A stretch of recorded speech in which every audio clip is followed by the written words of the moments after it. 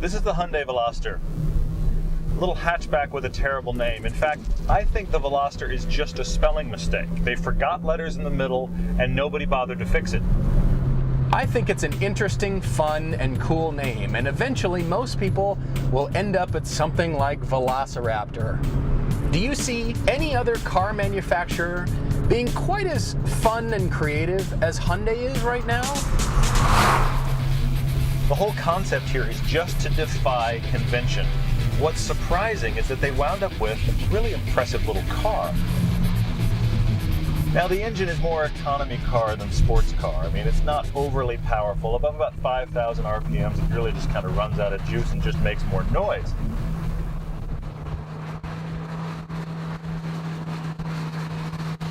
It sounds like an overgrown pencil sharpener. I'm wishing for more power.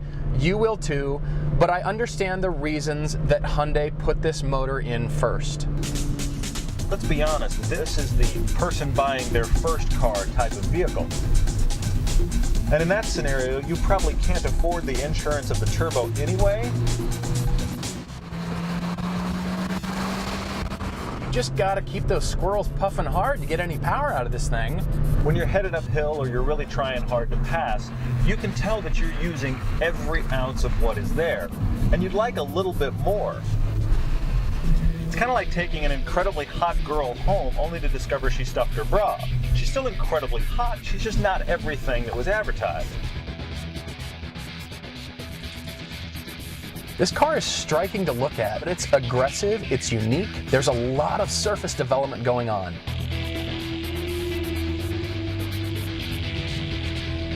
Now the styling is admittedly quirky in some places. There's some pretty funky concave shapes right under the headlights. And you've got a huge concave surface right next to the taillight, so it looks as if these taillights are sticking out even more. But the sheet metal sculpting up over those taillights, very pleasing. This is a car that introduced the kind of more aggressive Hyundai front fascia styling. It actually has two faces. There's also a face in the back. I mean, the rear of this car looks like its own alien head. Of course, all that leads back into the whole three-door concept. This is a complete door that has nothing to do with any other door in the car. Now, having three doors leads to a few little oddities. This is the only time in my life I've sat in a car and there's been 3 electric window switches. What I like that Hyundai has done is provide a unique mix of colors and textures all over the interior. So yes, even though the materials are simple, the interior is not going to get boring. All these lines of the instrument panel are pointing to the start-stop button for the engine. So it's asking you to start the engine and go drive and have some fun with this car. And there's acceptable legroom in this car. I mean, you could actually get 4 people in it if you needed to, and they don't have to kill themselves getting in the back. The seating position is pretty good, but the seats are not. They look good, they're well styled, but that's not good enough, because after a long period in these seats, your back is going to hurt.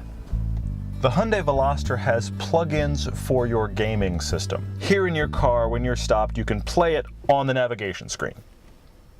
Or you could just go inside.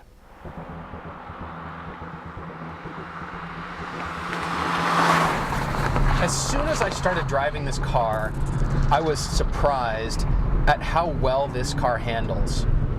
The steering ratio is very quick, and it corners surprisingly flat. It's got a steering sharpness that's actually kind of more Mazda Miata than Honda Civic. Get the power on in a tight corner, and the traction control and the front wheel drive, and everything kind of fights and gets itself a bit confused. But you got to push pretty hard to do that. So while it's front wheel drive, it's fairly precise, pretty chuckable. When you throw this car around a corner, you better be sure that's what you want, because the Veloster is going to take you very seriously. There's good feedback and very little body roll. But it's simply the same power and weight as the Honda CR-Z and the standard Mini Cooper. And I have to say that in driving enjoyment, this car competes with them like crazy. This car has the 6-speed manual. And you get a sense of satisfaction every single time you shift. The shifts are a bit rubbery, they can be a bit notchy to find. The pedals are too far apart for heel-toe shifting, so it's not a track car, but it is a 6-speed, it's easy to drive. There's a lot of cars that I would like to own more than this. But if this is your price range, I think it's hard to go wrong. I'd like a little more power, but in that case, just wait for the turbo. If you can't afford the turbo, or 16 and shouldn't have the turbo because insurance is going to kill you, this isn't a disappointing car.